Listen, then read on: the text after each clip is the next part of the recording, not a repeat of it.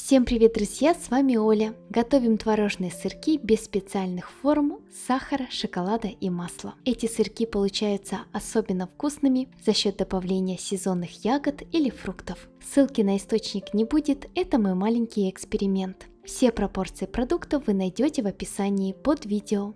Для начала нам понадобится 600 грамм творога. Подходит домашний творог, покупной жирностью 5 или 9%, пастообразный или с крупинками творог, то есть используйте то, что у вас есть. Главное, чтобы творог не был сухим и резиновым. Также желательно, чтобы творог не был кислым. Далее нам понадобится 200 мл молока. У меня чашка объемом 250 мл, которую я заполнила молоком не до конца. И как раз получилось нужное количество. Выливаем в творог половину молока, примерно 100 мл. Если вы не хотите использовать молоко, тогда вместо него возьмите 100 грамм сметаны или йогурта без добавок и такое же количество воды. Отдельно в небольшую мисочку я высыпала 20 грамм желатина. Это 2 столовые ложки без горки. У меня самый обычный желатин из супермаркета. Сила геля 160-180 блюм. Желатин заливаем оставшимся молоком и перемешиваем. Даем набухнуть 10-15 минут. У меня здесь два вида желатина. Один более мелкий, другой крупный. По возможности покупайте желатин мелкого помола. Он лучше подходит для десертов, быстрее набухает и легче растворяется.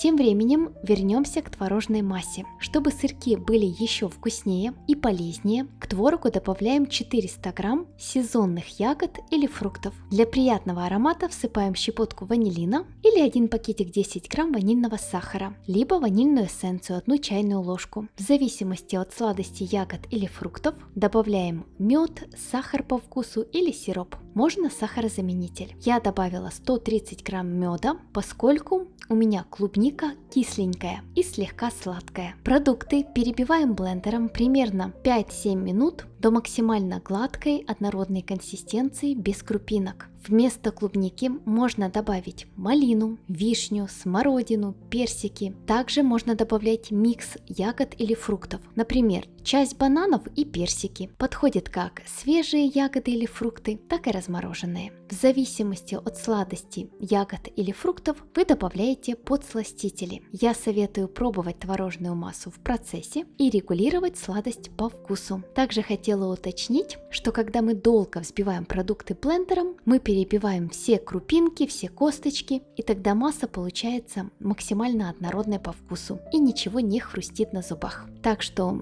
перебиваем погружным блендером довольно долго, чтобы все хорошо измельчилось. Набухший желатин растапливаем в микроволновке или на водяной бане. До кипения не доводим. Чтобы желатин не свернулся крупинками при добавлении в творожную массу, нам нужно выровнять температуру, поскольку творожная масса холодная, а распущенный желатин горячий. Для этого к желатину добавляем несколько ложек творожной массы и перемешиваем. Добавляем остывший желатин к основной массе. Перемешиваем продукты погружным блендером, чтобы равномерно распределился желатин. Если вам это неудобно делать, можете перемешать просто лопаткой.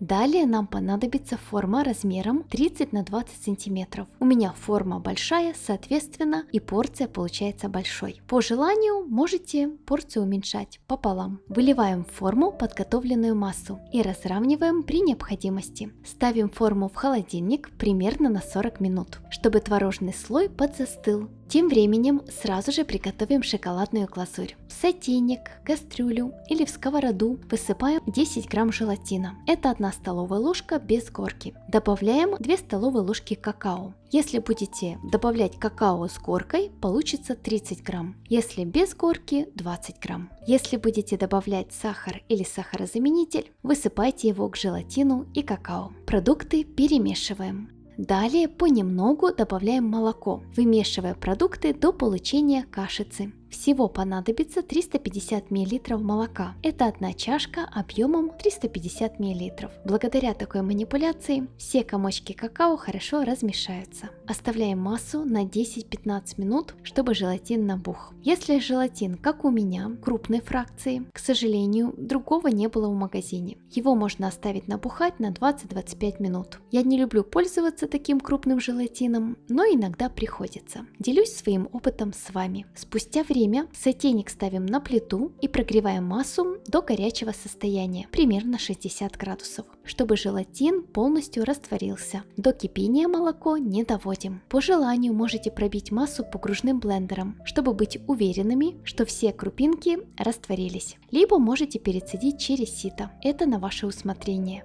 Оставляем глазурь остыть до комнатной температуры. Затем добавляем мед по вкусу. Примерно 1-2 столовые ложки с большой горкой. Это 30-50 грамм. Если будете добавлять сахар или сахарозаменитель, соответственно, мед уже не добавляйте. Достаем творожный десерт из холодильника. Поверхность подзастыла, можно выливать глазурь. На ложку выливаем остывшую глазурь, чтобы она не повредила творожный слой. В зависимости от того, насколько темный у вас какао и какое количество вы добавите, глазурь может получиться более светлой или более темной. Ставим сырки в холодильник минимум на 5-6 часов, а лучше на ночь. Спустя 5 часов я достала десерт из холодильника. Нарезаю на порционные кусочки. Посмотрим, что получилось. Сразу же хочу уточнить один нюанс. Я добавила 20 грамм желатина. И такие сырки спустя даже 5 часов в холодильнике полностью не стабилизируются. Их можно есть, но они еще мягковатые. Спустя ночь в холодильнике структура получается идеальной. Сырки хорошо держат форму, полностью стабилизировались, и в то же время они нежные, не резиновые и буквально тают во рту. Что важно, ярко чувствуется ягодная нотка. Сырки по вкусу творожно-ягодные, с шоколадной глазурью хорошо сочетаются. Сырки получаются умеренно сладкими, вкусными, мне такой десерт нравится. По желанию, если вы торопитесь или любите более плотную структуру, добавляйте 25 либо 30 грамм желатина на данную порцию продуктов. То есть вы можете корректировать десерт под свои вкусы. Ну что, друзья, надеюсь, творожные сырки вам понравятся. Как всегда, прошу, поддержите мое видео лайком и подпиской. Жду ваши отзывы в комментариях. Всем желаю мирного неба над головой. До новых встреч, мои дорогие. Пока-пока.